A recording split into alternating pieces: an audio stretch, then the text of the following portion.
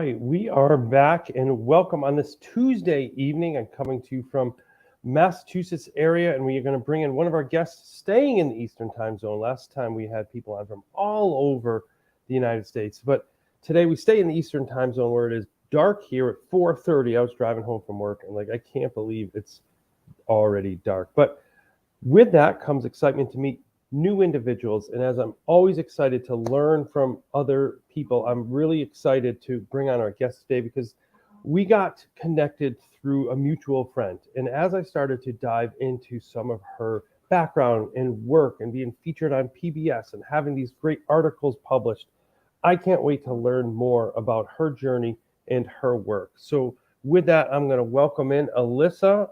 Come on in, Elissa, all the way from New Jersey. How you doing down there? We are good. We are good down here. But yeah, this 4:30 getting dark thing is a little weird. Yeah, for you as well? Yeah, it is. It really, really is. I don't like it. So tell us a little bit about the work you do, where you're working now, and the role that you have. Sure. So my name is Elissa Malespina. I am a school librarian in the Township of Union in Union, New Jersey at the high school. And I am also, and this gets confusing, people, so I'm also a Board of Education member for the South Orange Maplewood School District, which is really basically the town right over in New Jersey. And I need to stay for legal disclaimer reasons. The views are my own and not those of the South Orange Maplewood School District. So that is basically my two roles right now. Wonderful. And you kind of lead in with that. And I think that's a real interesting time we are in education right now, where you work in a district, but you're also a national leader in your field. So you have to kind of keep that in perspective. And I know I do a lot of work with that in publishing books, but yet I represent Brockton Public School when I talk in the views. And I think that's critically important. And I know you do a lot of work around censorship. And how does that fit in? Like, where does that sit with you, with our students now, and the way that they're learning and working? So a few years ago, I would have said, I don't do any work with censorship. There's really not a censorship issue. We really, right. We're past that, especially in the Northeast, in New Jersey, we don't have those issues. Right. But I don't think that's your answer today.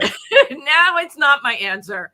Very sadly. And it's been in the last 2 to 3 years that we have seen school districts, school policies, and librarians under attack because of books and displays and resources that they have in their libraries. So I wear this really unique hat because I am a school librarian, but I'm also a school board member. So wow. Okay. Two sides of this issue. And no one in the state of New Jersey, except for myself, has that unique perspective. And I am one of the only ones, we think, in the nation that have this unique perspective. So what it has allowed me to do is see censorship through rather unique lenses. I'm sure. And it has helped me to shape the policies that we wrote for the South Orange Maplewood School District to make it so that we included certain language and did them in a way to help promote diversity and inclusion in the books and that are being read, in the resources that you're getting, the databases, the textbooks you're reading, the curriculum materials, but also making sure that we put in some safeguards for some of the things we have seen happen recently in terms of organizations and other people coming in to fight for books. So I was able to create these policies, and I appreciate that my school board and my administration understood the values of having strong policies and was willing to, listen to my suggestions. And we really created a strong policies that really have made things easier in case we are ever faced with a challenge, which we have not been faced with in South Orange Maplewood. Okay. But we now have policies and procedures and regulations in place that really make it so that you're going to have to do a lot to prove that this book is not meeting the federal laws, the state laws, and the state curriculum guides, all of those things that we have that we have to follow as a school district. You're going to have to be able to prove that. And so I have started speaking and helping other districts take our policy and put it in place for themselves, because you're only, as I've learned now, because like when I was an educator, like a teacher, because you're down lower on the like totem pole. Yeah, no, go ahead. You don't realize like that policies really affect a lot. Yes, and you're never down low. You're an educator, and you're always an educator. Right, but in terms of like the hierarchy, the hierarchy and understanding things, you don't really understand how that works. But the policies are what guides the district. The policies are what you're going to have defend against. If there is a lawsuit, if there are people coming and saying, that we don't like this, well, they're going to have to follow certain policies, and we as a school district have to follow certain policies. So writing those policies and helping to craft those policies has given me a much better understanding of how to affect change. Now, I will say that we have seen many school districts that don't follow their policies they have in place, or have weak policies in place that make it easier for stuff to happen. Sure. So think about it, Matthew. Like, when's the last time the law has changed around censorship? I'd have to look it up, because nothing comes to mind. Because it hasn't. Well, there you go. So it hasn't. Okay, which is true, because really it hasn't. The First Amendment, all of those things are there. They haven't changed. But what is happening is the tactics used to censor things have changed and evolved. And so school districts only change policies usually when a law changes. Right. Because it's hard to get it done. Right. So we get these notifications that are like, you need to change your policy. We've updated this law. Well, most school districts have policies on censorship and resource materials and books they put in the schools and how to deal with public complaints and stuff like that haven't changed since 1990s, 80s, So they're so out of date and they're so broad that it really leaves room for these challenges to be able to occur and possibly succeed. Okay. So having a good policy in place is very helpful to make that happen. And so I've been working with and promoting and trying to get as many people as possible to talk about the unsexiness of policies, so that we can help to try to fight censorship in that way. But ironically, as I was doing, or not, but yes, weirdly and ironically, as I was doing that, I was censored and I was removed from my position at Verona School District, which is the third school district, not related to the two that I work with now. So just so you know, that's fine. Confused. I was until the last April the librarian at Verona High School. I had been there for 3 years, had all good evaluations, had never had any problems with anything.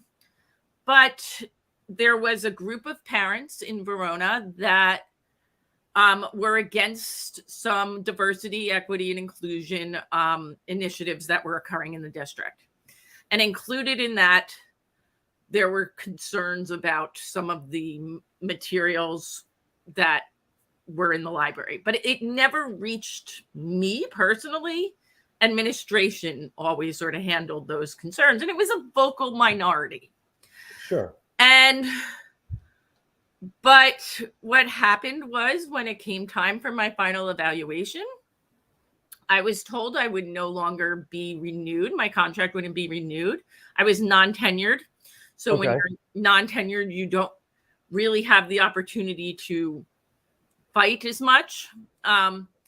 Or, they could fire you for like your, hair color if they wanted. They don't have to give you a reason. And I know this because I'm on the school board. I was going to say, you see the grievances, you see how it happens. Yeah. So, I was told I wasn't going to be renewed. And in the renewal, they talked about how I spent too much time focusing on LGBTQ plus and racially diverse books. And also that I didn't have make the safe a space for my children, or have good relationship with my kids, which that one hurt more than the like diverse books, which hurt. But I'm sure. But it was hard because I was like, wait, that's one thing I pride myself on is trying to really build safe spaces and display books and resources that every child can see themselves in. Or even if we are in a school that is majority white, which Verona was, that they see what the outside world looks like. So I was removed, and I'm very honest and open about it. It was devastating. I didn't see it coming. There was no real notice that this was occurring, and had a huge panic attack. Ended up needing medication, and was severely depressed and needed therapy, and was put on medical leave for the remainder of the school year because I was not in a good place. Thankfully, thanks to medication and therapy, I am in a much better place now. In the process, I looked for a new job, found one in Union, which is a very diverse district, very welcoming and inclusive district. I have administrators like, Sandra, who I've known for a while, but I know that those are things that they value. And they also put in place the policy that I had written. Right. So I know that I'm backed up by policies and procedures that in case there are consequences, there's a way to, I know how to deal with them and the process that would happen if there were concerns about stuff like that. And I then decided to tell my story because I kept hearing from other librarians and other people that we're going through something similar. It's happening all over the country. It's so scary. And it's happening so much that you don't even realize how often it is happening. Right. And these librarians, these educators that are going through challenges and going through questioning your, there's people who call librarians pedophiles and all of these insane things, for pushing porn materials on people and you name it, things that you would never think of in the past are being said about your school librarian.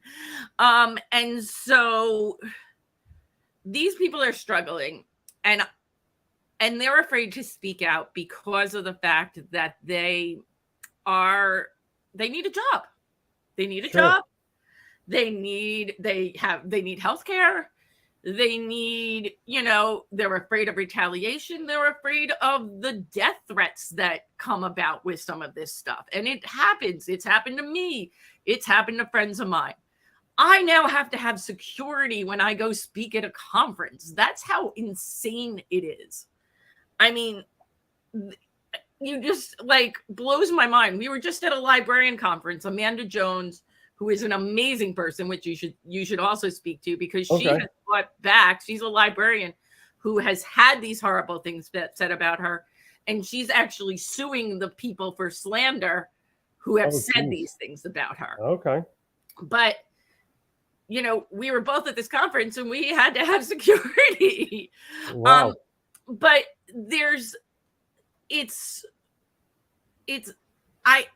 I get why people don't want to speak out. I get why they don't want to talk. I get why they're scared. But I've always felt that you have to use your influence to help others. And how can I use my influence and my power to help others? Well, I have connections to people like you and others where I can tell my story, where I can and talk about what has happened and what is going on, and be those voice for those librarians who can't be that voice for. So I've really spent the last few months taking the time to try to do that and to work on helping to be that person for others. And the emails that I've gotten from people and the Facebook messages it makes me so sad, because they tell me their stories and it's just so sad to see what's going on. So, that's what I've been spending a lot of my time doing recently, but I do lots of other stuff too. Yeah, absolutely. And it's interesting. Obviously, I've been reading more about you. I actually had a chance to meet someone, not a librarian, but was an assistant principal, Toby Price. Oh, yes. Yeah, so he actually writes, both his books are through X Factor Publishing. Oh, so, I didn't realize that. Yeah, so I first heard of his story and reached out to him. Same thing. So both of his books are about autism, but Titus the Monkey, and so so both of them, his most recent one just came out. So I know some of the backstory of this work, and I think for me, that's what I could do to support. I called them up like, hey, why don't you write your own book? And we are happy. But there's also other ways to support. And I know your supervisors here talking about how to support librarians. And I'm going to bring Sandra Paul back on twice in a week. So this is a challenge. And it's a challenge for administrators to have that courage to stand up and support. How are you doing that in your district to support not only Elissa, but the work itself? Well, one thing is that understanding exactly what it is that you're doing. It's not like you're trying to harm kids. The whole idea behind it is to save kids. Because the thing is that no matter what we do, our biggest concern is making sure that it's an environment that's safe, an environment where they can express themselves. And it doesn't matter whether or not I agree or disagree. The whole thing behind it is to make sure we save the lives of kids, because kids are, hurting themselves. I mean, we went through COVID, and, a lot of kids were isolated. A lot of kids didn't have the support mechanisms that they might have had if they were in school. So because of that, I look at being a supervisor of librarians and being supportive of the work librarians do as being a possible, an ability to support these kind of kids, basically to be in an environment that they feel safe, where they can talk, or being safe because they feel like there's a book that they can read that they identify with. That's one of the things that I'm really concerned about, because prior to Elissa coming on board our school district, I had already had a goal for the library department to diversify our collection of books. This is way before COVID started. I had made it a goal, and we wanted to try and make sure that our collection reflected our community. And Union is extremely diverse. I love working there. And one of the things was to make sure that we had what kids needed. And ever since the issue of the challenges happening with resources located in the school library, I reached out to Elissa, who at the time, before she was actually working for me, I had reached out to her and I said to her, okay, let's start the work that I need to do in order to make changes to policies, the challenging process, the procedures, and everything else. So I started working with her in order to get that adopted. And, it just so happens that it got adopted just before this incident happened with her. Just to let everyone know who may be listening, yes, Elissa is my friend. Yes, I am her supervisor now. But at the same time, the whole idea of what happened is, first of all, it's very shocking for me because I couldn't believe it happened because of a display, which was kind of weird. But at the same time, I also know that the type of teacher Elissa or educator Elissa is, she's not looking out to harm anyone. Mhm. Awesome. Well, I appreciate that. yeah, it takes a lot to support, and it shows a true leadership. And thanks for popping on to say a couple things. And Elissa, we're going to dive into a couple more things. So Sandra, twice this week, and then I'm going to see you Thursday. You're going to get sick of me. Oh, you're No, I don't. Yeah, I got that, awesome. man. I always enjoy hanging out with you. All right, awesome.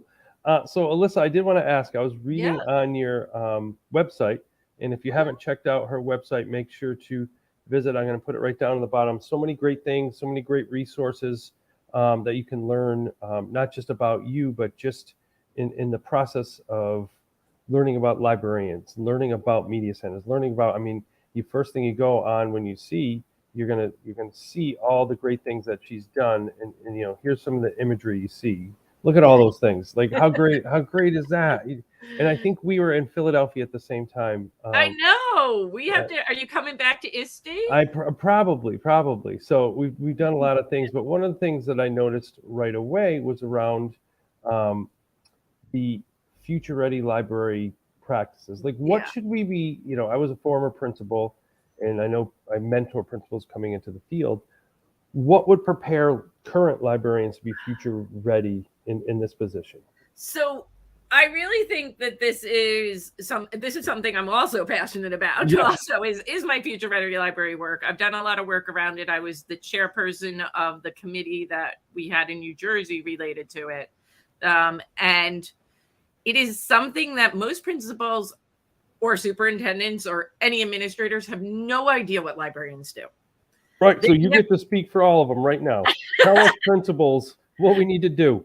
You need to talk to your librarian. You need to learn and see what they do on a daily basis, because we are not exactly like a classroom teacher. We do lots of different things. We do not sit around and eat bonbons and well, that's good. I've never seen that. First of all, I've never seen that. But I swear to God, that's what most people think we do. And you guys haven't gotten any training on it. I know it. Like, I have friends who are principals, and I ask them, and I've asked almost every superintendent I ever meet, I ask them, where in your training, in your studies, did you ever learn about librarians? None. I went through, as a principal, I went through a superintendent training, went through my doctorate at Boston College. We learned about school committees, we learned about curriculum, we learned about policies, never about the library. And that's it. No, I've never found a person who's like, yeah, I learned about it. Even when I did my supervisory certification, because I was a supervisor at one point of librarians, nowhere did we ever learn about it. There might have been one paragraph in some book I read. I mean, but there was nothing. And so understanding the role of the librarian in your school is really important. The librarians are there to help you. They are there to be a partner. They are there to support you and to support all of the kids and teachers in the building. It really is the hub of the school.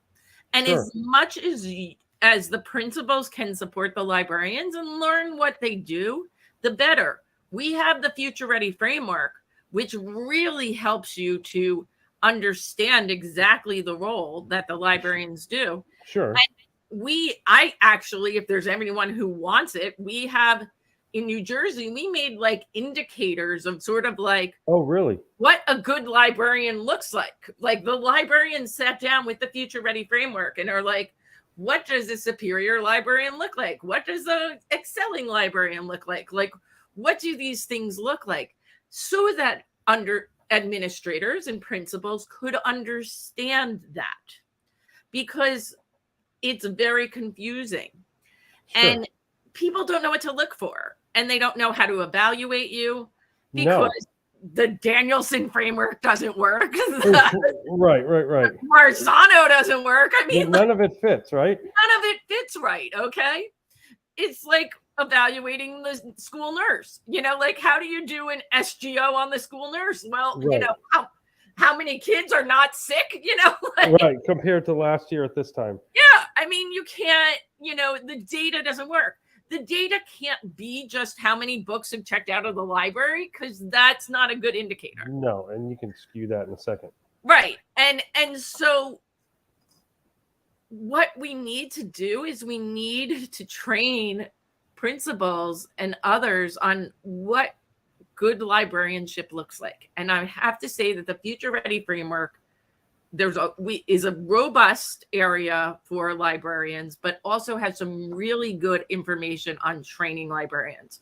I also helped write a list of questions to ask that administrators can ask on job interviews to figure out, to find that future ready librarian. And where would one find that?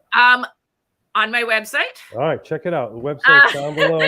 There it is. Some of it is on there, and you can always just email me or get in contact with me, and I will share all of that with you. But yeah, it's something that is important for people, and people just don't really fully understand us. Yeah, so make sure to check out her website down below, and she said you could email her. You can also find all of her information on Twitter. So her handle's down below as well. I want to ask you one last question. So I was nosing around on your work, and I saw Sleuth School, the case for a wired classroom. Oh my God. PBS. Tell me how you got involved with PBS. So this is such a weird story. A long time ago, in a pre-COVID world, my friend and I, that I was teaching with, started doing virtual debates. So instead of, she was an English teacher, and she came to me and she's like, Liz, I want to do debates, but when you do, like with the kids, because we want to write argumentative essays, but we don't want to debate themselves. Like, it's boring. So right. If we were to debate another school, and I'm like, okay, well, we could use Skype or Google Meets to sort of do that. And this was before you were doing everything on the computers. So we started doing that, and we would have superintendents and other people come in to judge. We had moderators. Oh, nice. The kids still to this day can recite what they learned, because it was this big event, and we had kickoff events and all of that. And so when we started doing it, we started getting lots of questions about it. How do you do it? So we made a website. Here's what all of our resources, here's what we did. Right. And somehow PBS got a hold of us. Nice. And we started talking to them, and they came in to film us doing this.